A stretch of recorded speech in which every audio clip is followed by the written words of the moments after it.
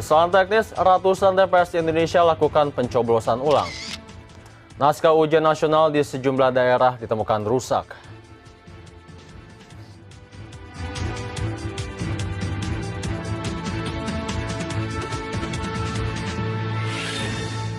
Halo pemirsa Indonesia Malam kembali menjumpai Anda dengan beragam informasi terkini tanah air. Sedap Tobing, kita mulai informasi pertama.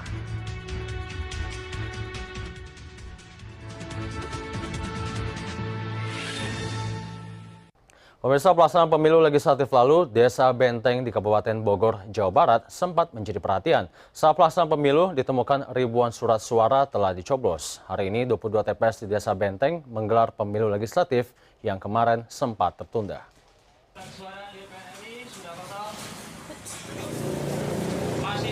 Sejak pukul 7 pagi, warga sudah mendatangi TPS-TPS di Desa Benteng, Kecamatan Ciampea, Bogor, Jawa Barat. Warga tampak antusias menanti giliran memberikan suara. Tak heran, karena dalam pemilu legislatif lalu, mereka batal mencoblos, menyusul penemuan ribuan kertas suara yang telah dicoblos pada salah satu partai politik. Pemilu legislatif ulang dilakukan secara serempak di 22 TPS Desa Benteng yang sempat gagal menggelar pemilu legislatif. Untuk mengantisipasi terjadinya pelanggaran kembali, setiap TPS dijaga ketat polisi. Jika sebelumnya hanya 2 petugas untuk 3 TPS, kali ini setiap TPS dijaga 4-5 anggota polisi. Sementara itu, kasus pelanggaran pemilu dengan pencoblosan ribuan kartu suara masih dalam penyelidikan Polres Bogor. Hingga saat ini, Ketua Komite Pemungutan Suara Desa Cibanteng masih dalam pencarian polisi. Dari Bogor, Jawa Barat, Wildan Hidayat melaporkan.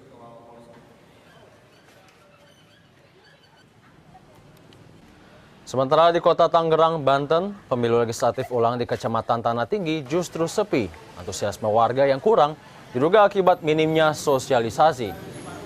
Pemilihan ulang disebabkan surat suara DPRD Provinsi tertukar. Surat suara yang seharusnya untuk Dapil A tertukar dengan surat suara Dapil B. Pemilihan ulang di Kota Tangerang dilakukan di 58 TPS di 13 kecamatan.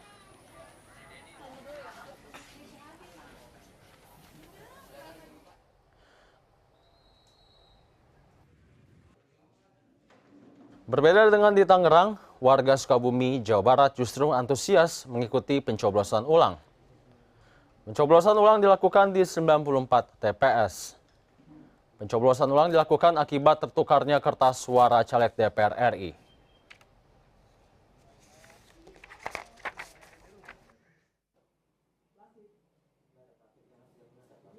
Sementara di Brebes, Jawa Tengah, belum lagi pemilu legislatif ulang dilaksanakan, panitia kembali menemukan surat suara yang tertukar. KPU Kabupaten Brebes menemukan 1 dus surat suara dari 2 dapil berbeda saat melakukan penyortiran ulang. KPU menduga tertukarnya surat suara karena pihak rekanan di pusat tidak teliti dalam mendistribusikan kertas suara. KPU Kabupaten Brebes rencananya menggelar pemungutan suara ulang untuk DPRD Kabupaten di 8 TPS hari Senin esok.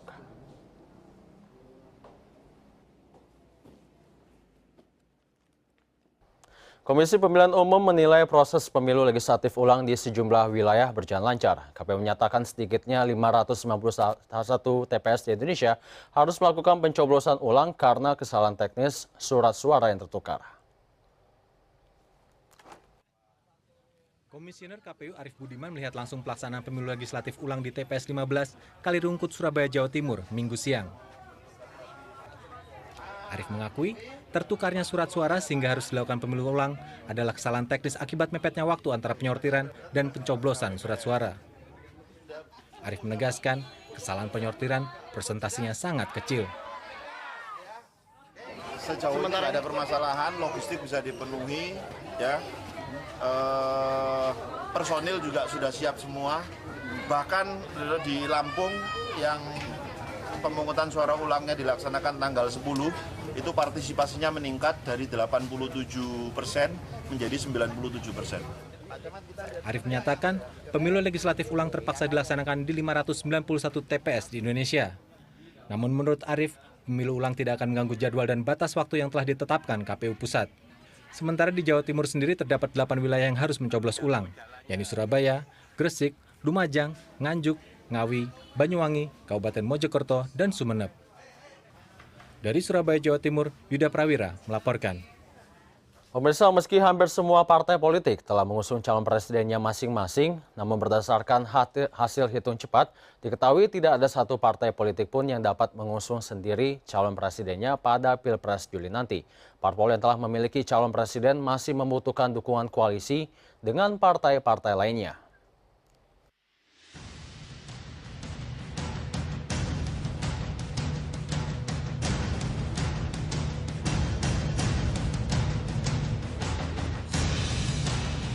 Hasil hitung cepat atau quick count yang digelar beberapa lembaga survei menempatkan Partai Demokrasi Indonesia Perjuangan (PDIP) di posisi pertama. Namun perolehan suara PDIP hanya di kisaran 19% suara yang terhitung masih jauh dari ambang batas presidensial threshold, yakni 25% suara sah nasional. Artinya PDIP sebagai pemenang pemilu versi quick count pun tidak dapat otomatis mengusung calon presidennya sendiri pada Pilpres Juli nanti. PDIP membutuhkan dukungan koalisi dari partai-partai lainnya. Seperti diketahui, PDIP telah mengusung Gubernur DKI Jakarta Joko Widodo sebagai calon presiden. Partai Golkar telah mendeklarasikan Ketua Umumnya Abu Rizal Bakri sebagai capres. Adapun Partai Gerindra sudah pasti mengusung Prabowo Subianto sebagai calon presidennya.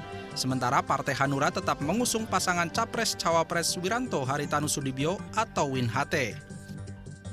Jika masing-masing partai kesulitan menemukan rekan koalisi, maka diperkirakan akan ada poros tengah yang akan mendukung pasangan capres di luar 3 poros itu.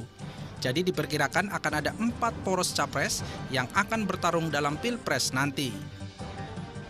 Karena partai ini akan menunggu hasil resmi dari KPU ya. Namun yang bisa kita sampaikan bahwa dengan data dan hasil pemilu kemarin, kemungkinan capres 2014 bukan hanya 3 capres lagi ya, seperti yang prediksi kita selama ini, namun terbuka 4 pasangan capres ya. Akibat sebaran yang merata kekuatan partai politik baik di parlemen atau di tingkat kader dan simpatisan dari terbentuknya 4 poros capres ini, maka diprediksi pemilihan presiden 2014 nanti akan berlangsung 2 putaran. Peluang 2 putaran juga besar karena dalam aturan capres kan harus mencapai 50%, di atas 50% ya untuk bisa menang pemilu. Sehingga kalau muncul 4 pasangan capres, peluang 2 putaran lebih besar ya dibanding 1 putaran. Dan jika ada 4 calon pasangan presiden pada pemilu nanti, maka tidak ada satupun calon presiden yang dominan dan dapat menang dengan mudah. Keempatnya memiliki peluang yang sama untuk dapat duduk di kursi presiden 2014-2019 nanti. Pipit Permatasari, Surya Dharma, Global TV, Jakarta.